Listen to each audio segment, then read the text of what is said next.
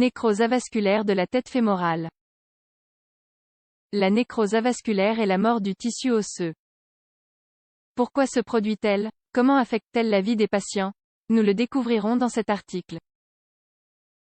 La nécrose avasculaire, comme toutes les nécroses, est causée par un manque d'apport sanguin au tissu. Dans ce cas particulier, elle affecte les os, ce qui a un certain nombre de conséquences assez graves. Nous verrons ci-dessous ce qu'est la nécrose avasculaire de la tête fémorale, comment elle affecte la qualité de vie des patients et ses options de traitement. Comme le soulignent certains articles, tels que Coxalgia chronica, la nécrose avasculaire de la tête fémorale, la nécrose avasculaire n'est pas très fréquente. Mais cela ne signifie pas qu'elle ne mérite pas une attention particulière, car ses séquelles sont très graves et les risques pour les patients sont très élevés. Quelles sont les causes de la nécrose avasculaire? La première question qui peut venir à l'esprit est de savoir quelles sont les causes de ce problème très grave et qui a des conséquences assez graves pour les patients. Certaines des raisons pour lesquelles elle peut apparaître sont les suivantes.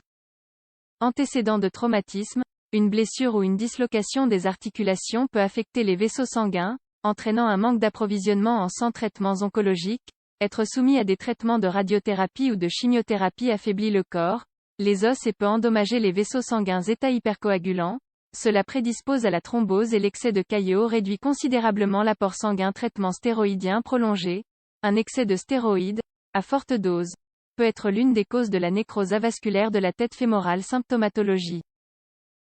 La symptomatologie de la nécrose avasculaire de la tête fémorale sera plus ou moins sévère selon le stade dans lequel se trouve le patient. Ainsi, on peut différencier un stade léger, un stade modéré et le dernier, sévère. Examinons quelques-unes des caractéristiques que peut présenter un patient.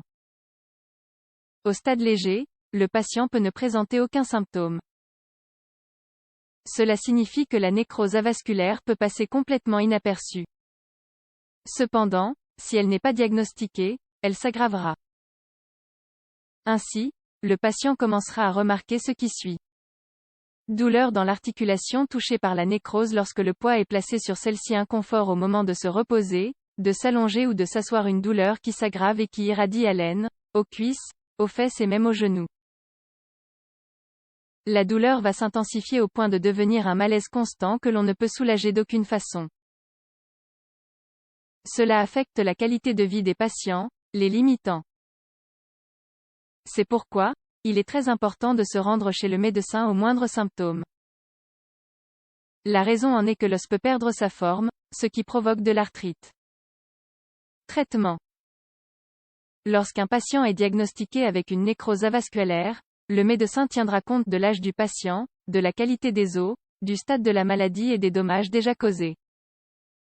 Il existe des traitements plus conservateurs et d'autres qui impliquent une intervention chirurgicale. Application d'un soutien, les béquilles ou les cannes sont une option pour les cas moins graves.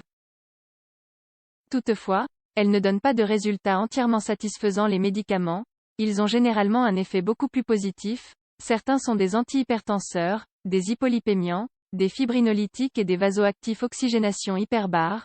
L'inhalation d'oxygène à haute pression augmente l'oxygénation du plasma. Dans les stades légers, elle peut avoir un impact très positif. Stimulation électrique favorise la formation des os, car la nécrose avasculaire entraîne un affaiblissement des os qui se cassent facilement. Que se passe-t-il lorsque la nécrose avasculaire se trouve à un stade beaucoup plus avancé? Bien que ces traitements puissent être utilisés, la chirurgie est la plus conseillée. Toutefois, même dans les cas modérés, le médecin peut envisager cette option, car le traitement combiné augmentera les chances d'un résultat positif. En cas de gêne, nous vous recommandons de consulter immédiatement un médecin. En cas d'absence de symptômes, nous souhaitons vous sensibiliser à l'importance de contrôles réguliers pour vérifier que tout va bien. Souvent, l'absence de symptômes ne signifie pas que nous n'avons pas de problème.